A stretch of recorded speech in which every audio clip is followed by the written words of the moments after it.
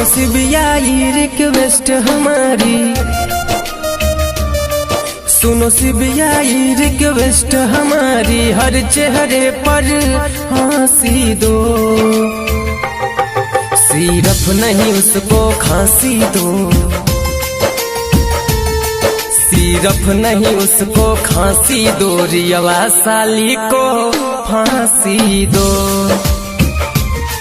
सिर्फ नहीं उसको खांसी दो, रियवा साली को फांसी दो।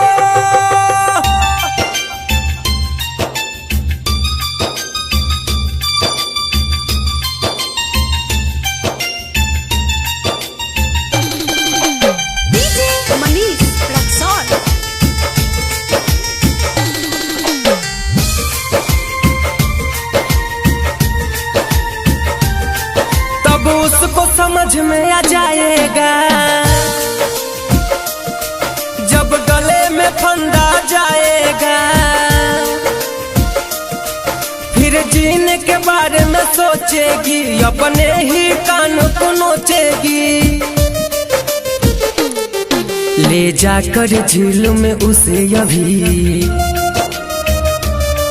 ले जाकर झील में उसे अभी ना ताजा खाना बासी दो, सिर्फ नहीं उसको खांसी दो, सिर्फ नहीं उसको खांसी दो, रियवा साली को फांसी दो, सिर्फ नहीं उसको खांसी दो, रियवा साली को फांसी दो।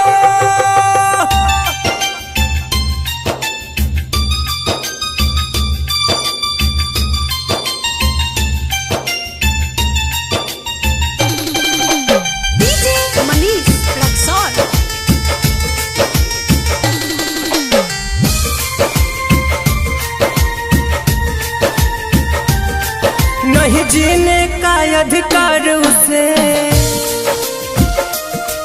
पूरी पब्लिक कहे मार उसे, नहीं लड़की वो कुतिया डायन है, उससे अच्छा तो लायन है, उस कायर को अब फायर दो,